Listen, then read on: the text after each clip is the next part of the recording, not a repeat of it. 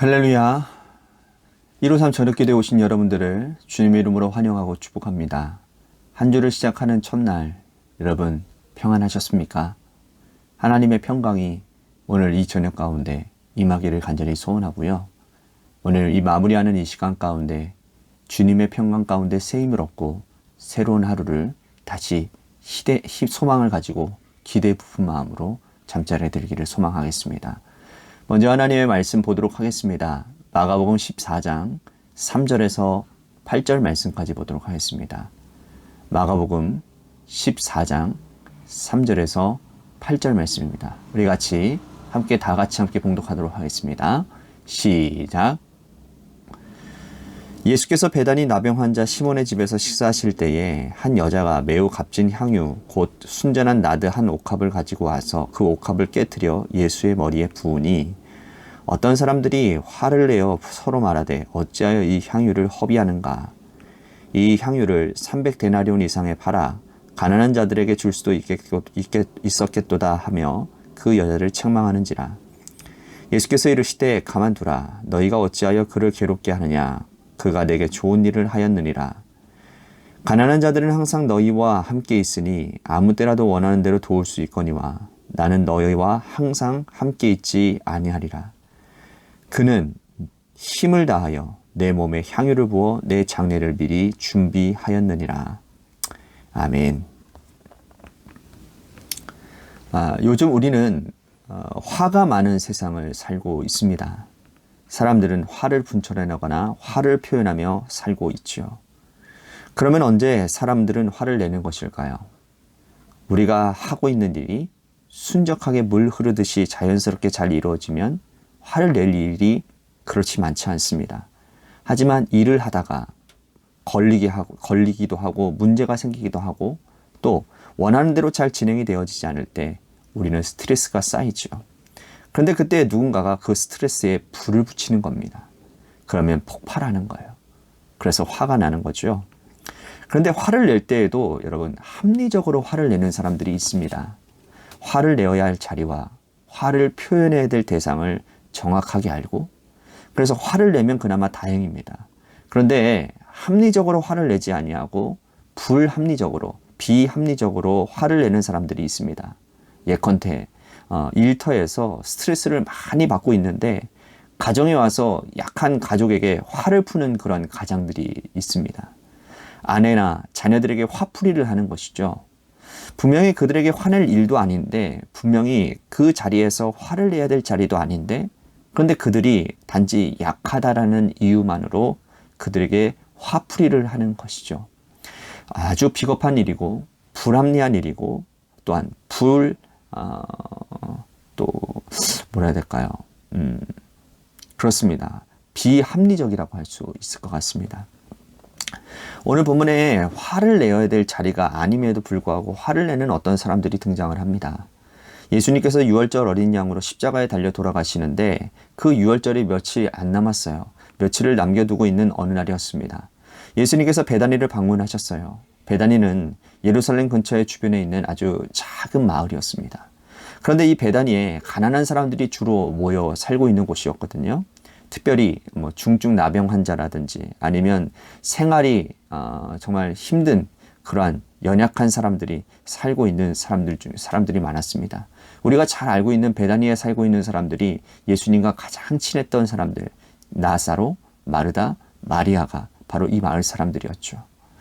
예수님께서는 예루살렘에 방문하실 때마다 주로 이 마을에 내려가셔서 이 마을 사람들과 함께 어울리시고 또 이곳 사람들을 돌봐주셨습니다. 환자가 있으면 병을 고쳐주시고 또 마음이 상한 자가 있으면 그들을 위로해 주셨어요.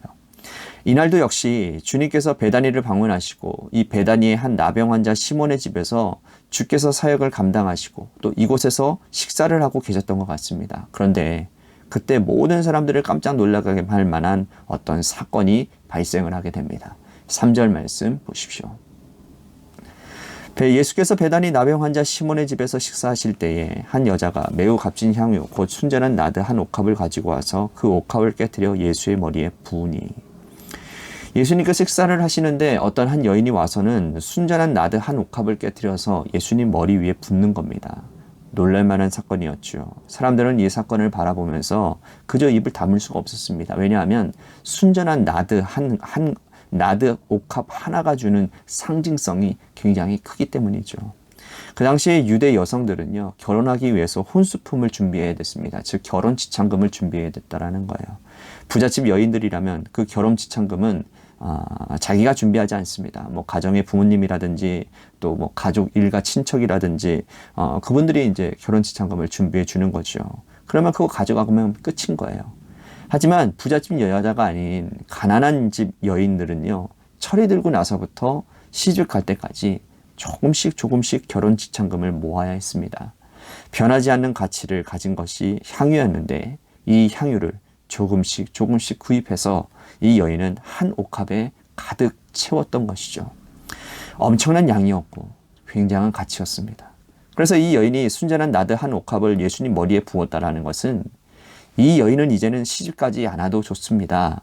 결혼이라는 것을 이제 포기하고 주님께 다 부어드린다라는 예수님을 향한 이 여인의 순결한 사랑을 표현했던 것이죠. 그리고 이 여인이 가지고 있는 거의 전 재산이나 다름없는 이 엄청난 금액을 예수님 머리에 한 번에 다 부어버린 것입니다. 그런데 이 모습을 보고 있던 사람들의 반응이 아주 중요하다라는 거예요. 4절 5절 말씀 보십시오. 어떤 사람들이 화를 내어 서로 말하되 어찌하여 이 향유를 허비하는가? 이 향유를 300데나리온 이상에 팔아 가난한 자들에게 줄 수 있었겠도다 하며 그 여자를 책망하는지라. 사람들이 화를 내죠. 그리고 이 여자를 책망합니다. 화를 내다 못해 여인을 책망하고 나무란 이유는 뭡니까? 이 향유 옥합이 가지는 이 금액의 가치 때문인 것입니다. 사람들은 어림잡아도 이 향유가 약 300데나리온 이상의 가치가 있다라는 것을 알았습니다. 여러분 많이 아시죠? 데나리온의 그 상징성이라는 게 300데나리온이라고 하면 1데나리온이 노동자가 하루 품삯의 일감입니다. 그러니까 1년 연봉에 해당되어지는 엄청난 양의 가치인 거예요. 가난한 집의 한 여인이 이 엄청난 금액을 한순간에 쏟아부었으니 사람들이 화를 내는 것이죠. 그리고 화를 낸 내용 가운데 보면 어차피 이 향유를 쏟아 부을 것이라면 내가 이 향유가 필요하지 않더라면 차라리 가난한 사람들에게 나누어 주어서 그들에게 주는 것이 훨씬 좋지 않냐라는 표현이었습니다.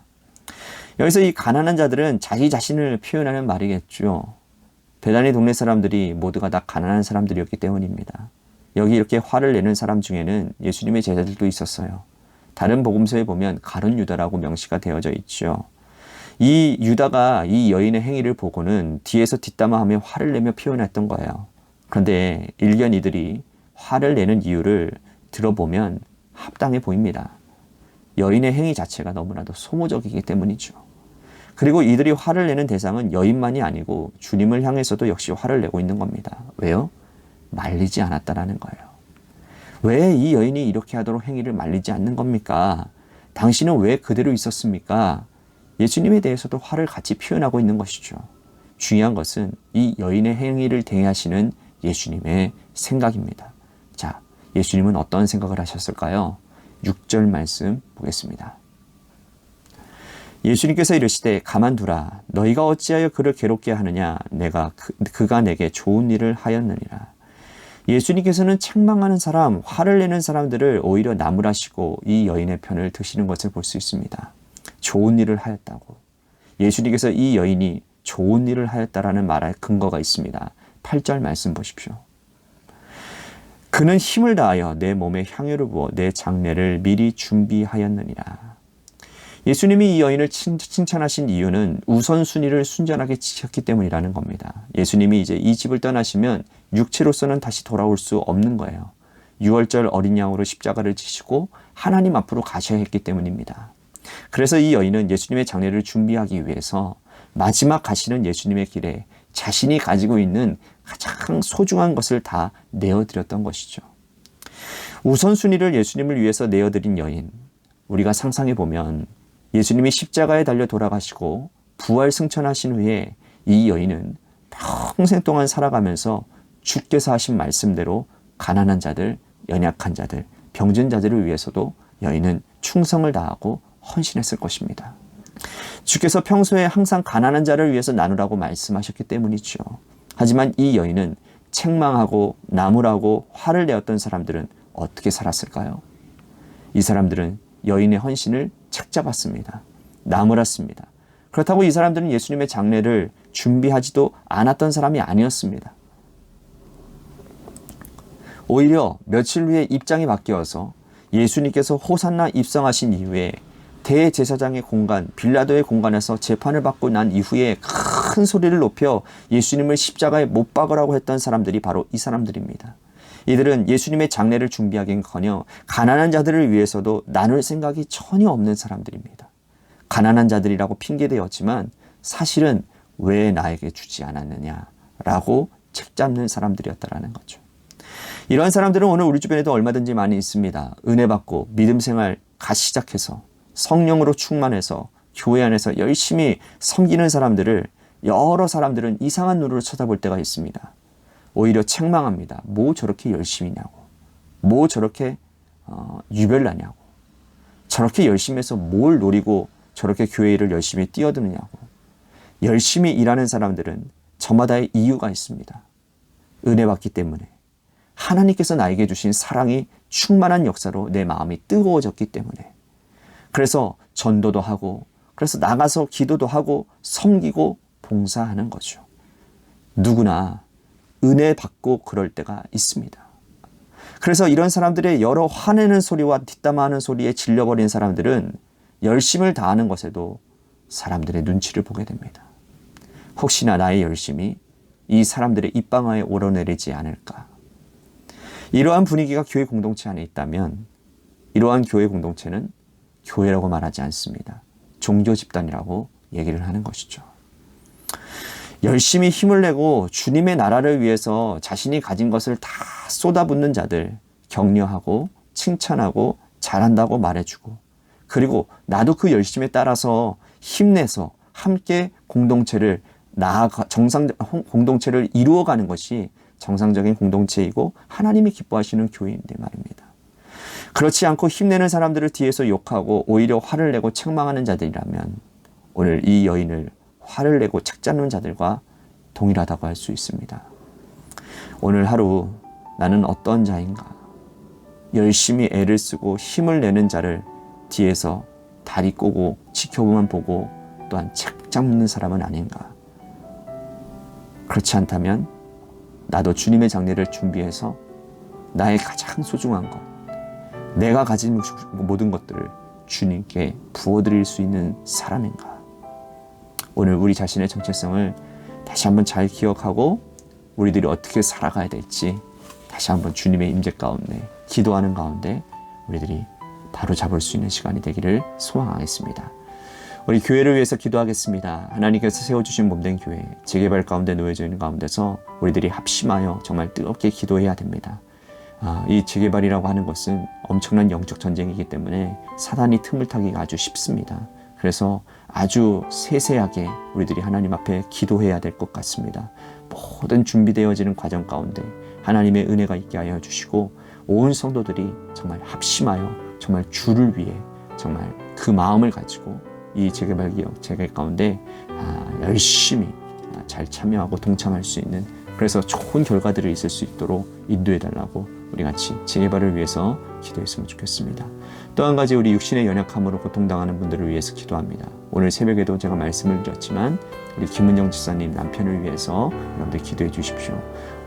염증 수치가 떨어져 혈액 안에 있는 염증 수치가 떨어져서 완치케 되어지게 하여 주시고, 아직 병명이 뭔지는 모르지만 그러나 하나님께서 선한 계획 가운데 고쳐주셔서 그 가족이 구원받는, 온 가족이 구원받는 일들이 일어나는 하나님의 놀라운 일이 일어나게 하여 주시옵소서라고 우리 김은정 지사님 남편을 위해서 기도했으면 좋겠습니다. 또한 우리 우정부 장로님과 또한 많이 아프신 분들 많이 있습니다. 그분들을 위해서 여러분들 기도해 주십시오. 또한 우리 고3 수험생과 시험을 준비하는 청년을 위해서 기도해 주시고, 마지막으로 여러분들의 삶의 자리와 여러분들의 자녀들을 위해서 기도하시다가 이 시간 돌아가시기를 바라겠습니다. 우리 노래 끝날 때까지 함께 합심하여 기도하기를 소망하겠습니다. 기도하시겠습니다.